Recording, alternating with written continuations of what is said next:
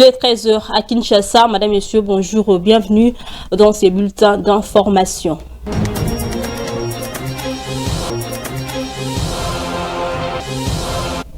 D'abord, cette information en bref, le gouvernement congolais condamne fermement le grave violation des droits humains et du droit international humanitaire commise dans le territoire sous occupation du RDF et de l'AFC M23.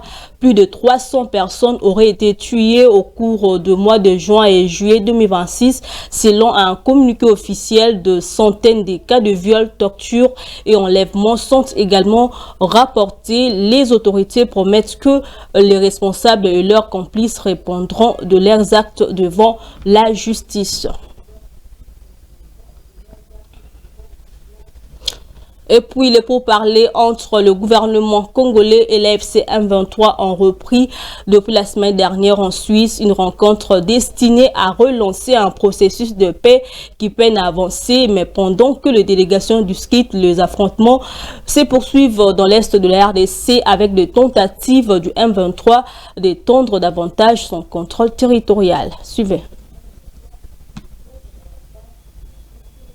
Les délégations de Kinshasa et de l'AFC M23 ont repris cette semaine leur discussion en Suisse, près de 5 mois après leur dernière rencontre dans le cadre du processus de paix engagé à Doha. Selon RFI, les échanges organisés à huis clos sous la forme d'une retraite se sont étalés sur près de 7 jours. Ils ont réuni aux côtés des deux parties des représentants du Qatar, de l'Union africaine, des États-Unis, du Togo et de la Suisse, pays hôte. Cette rencontre n'a pas donné lieu à la négociation d'un nouveau protocole. Sur les 8 protocoles prévus dans l'accord cadre de Doha, 2 seulement ont jusqu'ici été examinés. Les discussions ont notamment porté sur la clarification des rôles des différents acteurs impliqués dans le processus, notamment en matière de médiation, de facilitation et d'accompagnement. Un nouveau représentant américain a également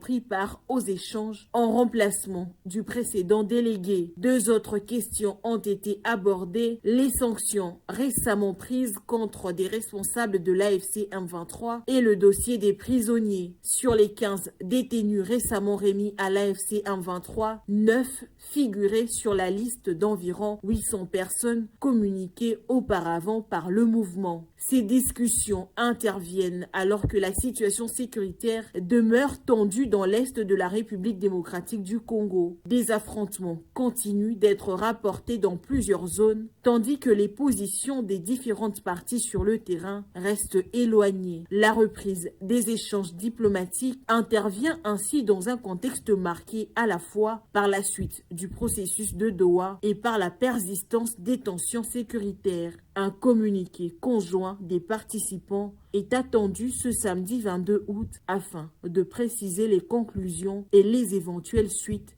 de cette rencontre. Une autre information en bref, de maisons sont démolies ce lundi dans le secteur de Bakayaou à Bandalungwa. Les engins sont déjà à l'œuvre et plusieurs constructions ont été réduites en décombres. Des occupants dénoncent un manque d'informations et demandent aux autorités de clarifier la base légale de l'opération, le limite des emprises concernées ainsi que les éventuelles mesures d'indemnisation.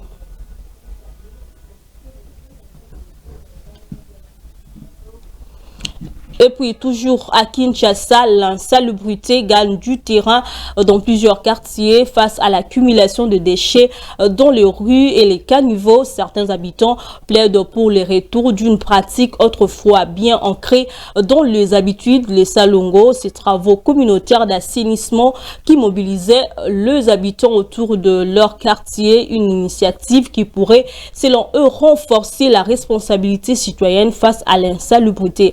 C'est un rapport de Jemima Mukendi rendu par Juji Nende.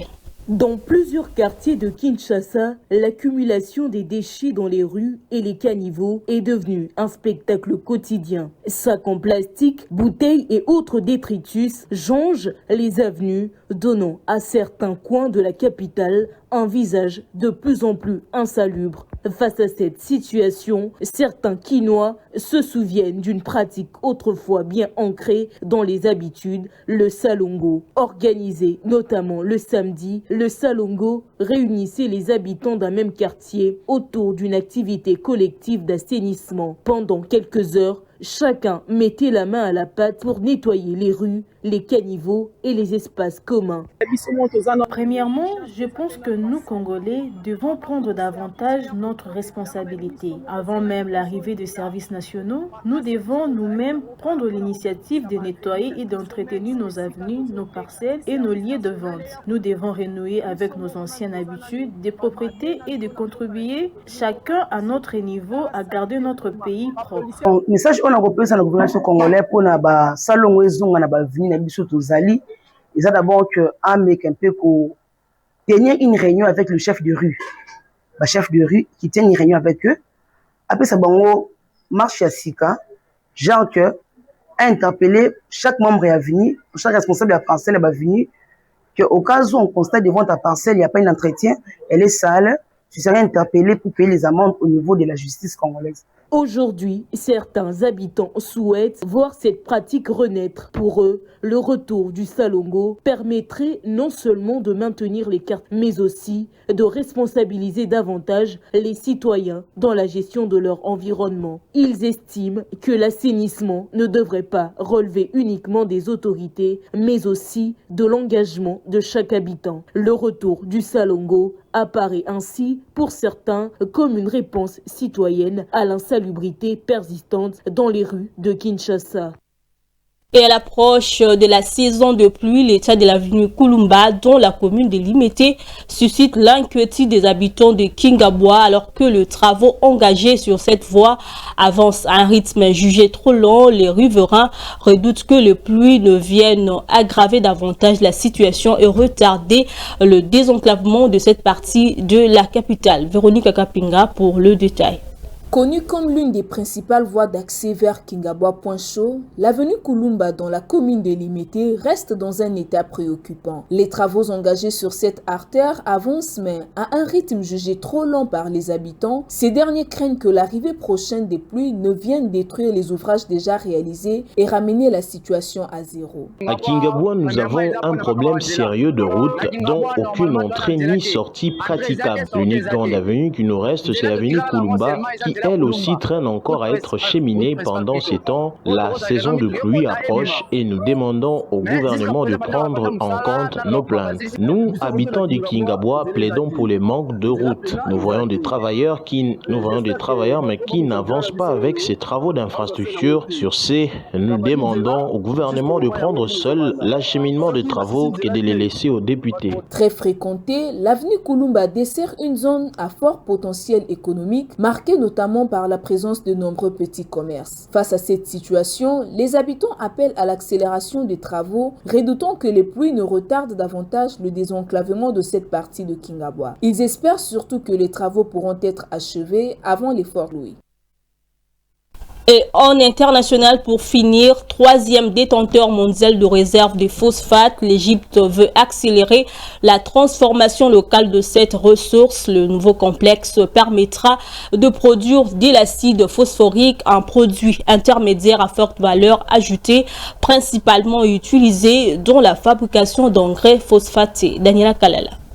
Le phosphate ne sera plus seulement une ressource à extraire. Au Caire, les autorités misent désormais sur sa transformation pour créer davantage de valeur sur les territoires nationaux. Le nouveau complexe industriel doit produire de l'acide phosphorique, un produit intermédiaire essentiel dans la fabrication des engrais phosphatés. L'enjeu est double, mieux valoriser les importantes réserves de phosphate dont dispose l'Égypte et développer une industrie locale capable de produire des dérivés à plus forte valeur ajoutée. L'acide phosphorique constitue justement l'un des maillots clés de cette chaîne. Il entre principalement dans la fabrication des engrais destinés à soutenir la production agricole. Avec cette nouvelle capacité industrielle, l'Égypte cherche ainsi à réduire la dépendance aux exportations de matières premières brutes et à renforcer sa présence sur les marchés internationaux de produits phosphatés. Une stratégie qui s'inscrit dans une dynamique dynamique plus large de transformation locale des ressources naturelles avec l'ambition de capter davantage de revenus et de créer des emplois industriels. Pour l'Égypte, le phosphate devient donc un levier de diversification et de montée en gamme de son industrie. C'est tout pour ces 13h, Madame, Messieurs. Prenez rendez-vous à 19h30 pour la grande édition avec Blaise Cluzola.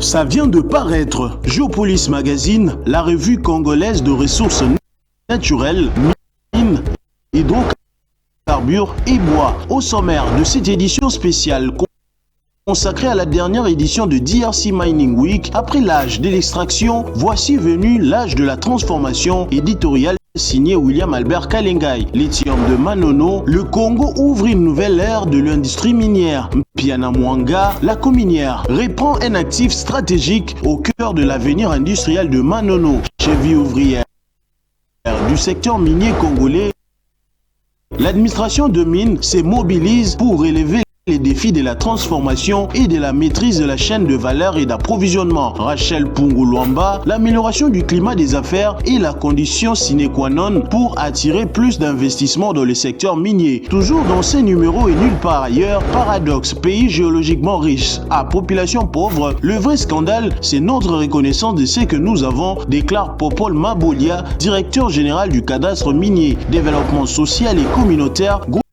groupe MMG, plus de 6 millions de dollars américains dépensés à Kinshasa, affirme Charles Kiona. Caisse nationale de sécurité sociale, une nouvelle dynamique